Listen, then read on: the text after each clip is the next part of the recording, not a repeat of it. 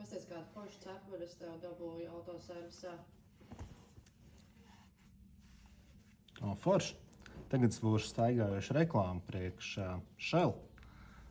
Uzņēmumi bieži vien izmanto savu merchandise, lai popularizētu sevi un lai lietotāji kļūtu par tādiem kā bezmaksas reklāmas stabiem. Ir svarīgi taisīt, lai tas merch būtu kvalitatīvs. Man viņi gribētos nesāt. Šitais man izstāsta diezgan labs, tāpēc laikam es pa brīvu pareklamēšu Shell. Visbiežāk merch ir ļoti lēts un uzņēmumi neko daudz neizmaksā, bet tam ir diezgan liels efekts.